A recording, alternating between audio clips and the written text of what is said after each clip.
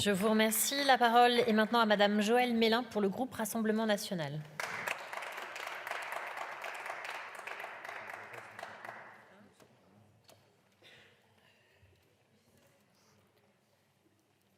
Merci Madame la Présidente, Madame la Ministre, Madame la Rapporteure, Madame la Présidente de la Commission.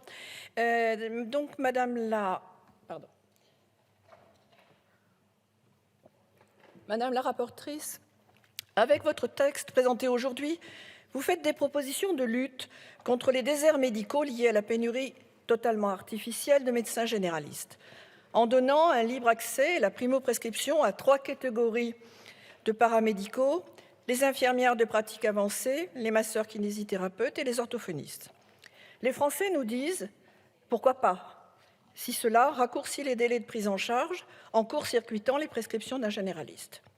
Nous l'entendons parfaitement et nous ne supporterions pas qu'il soit dit que nous n'aidions pas à la disparition des déserts médicaux. Mais comme dit dans le titre, il faut créer la confiance entre les patients et les soignants et entre les professionnels de santé par une coordination sans faille. Et là, les écueils sont nombreux. Concernant les 1700 IPA salariés et les 50 libérales, leur formation de 5 ans et 3 ans de pratique ont trouvé leur place dans des structures encadrées et coordonnées, au bénéfice général, semble-t-il, dès l'instant que la coordination avec le médecin traitant est totale. Leur élargissement à des prérogatives, comme dans les cabinets dentaires, serait sans doute efficace. Marine Le Pen n'a rien dit d'autre dans son programme, en trouvant que c'était un exercice très intéressant. Mais votre projet de l'élargir aux communautés professionnelles territoriales de santé, structure mal définie et à la coopération entre professionnels de santé très aléatoire, n'est pas pour nous acceptable et conditionnera sans doute une partie de notre vote. Car le transfert de tâches que vous envisagez n'est ni plus ni moins que celui de la petite urgence et de la maladie chronique stabilisée, soit 70% de l'activité des généralistes, à qui on impose précisément 10 ans d'études pour le même travail. Cherchez l'erreur. Eux à qui on doit toujours demander conseil pour accéder à un spécialiste. Cherchez la deuxième erreur. D'ailleurs, les généralistes vont en tirer des conclusions, si j'ai bien entendu leurs propos. Cet élargissement au CPTS risque bien de s'en désengager en incitant de surcroît les patients à ne pas présenter leur dossier médical partagé. Que ferez-vous alors ? De la même façon, pour les kinésithérapeutes, autre profession en tension, ils ne feront pas d'année complémentaire. Un kiné qui a 1 heure d'installation pourrait, on verra les textes, prescrire des radios, voire des IRM, les lire, prescrire des traitements, des injections, du grand appareillage. Comment comprendre une fois de plus la 10e année obligatoire de médecine générale ? Nous comprenons bien l'urgence de l'accès direct, mais il faut avoir aussi l'idée de ne pas ouvrir les boîtes de Pandore. C'est d'ailleurs ce que nous disent les kinésithérapeutes expérimentés qui connaissent bien leurs compétences, leurs vraies compétences, mais aussi leurs limites, peut-être parce que plus prudents que leurs jeunes collègues.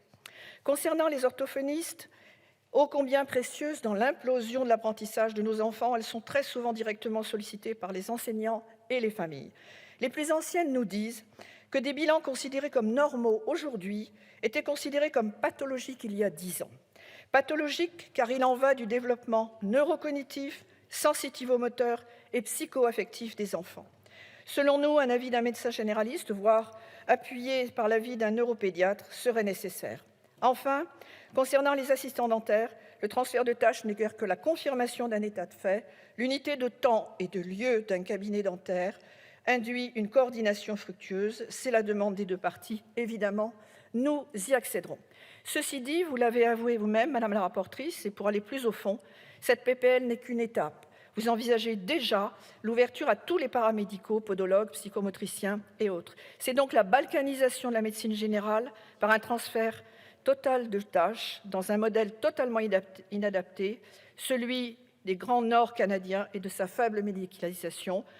Le rapport Berland de 2003 a été établi alors qu'il n'y avait aucune pénurie. On voit déjà là qu'il y avait une duplicité sur les objectifs, celui de la financiarisation du système de santé, puisque parallèlement, les honoraires n'étant pas revalorisés, toutes les professions deviendront non attractives et les structures la proie de grands groupes financiers. Pour conclure, en toute conscience, nous ne nous opposerons pas frontalement à l'attente des Français. Nous sommes conscients de la nécessité de préserver les compétences de notre médecine. Nous voudrions préférer que vous continuiez sur le mode de l'expérimentation que vous aviez voté, et nous irons dans le sens d'une réorganisation inventive et respectueuse de tous de notre système de distribution de santé. Je vous remercie. Je vous remercie.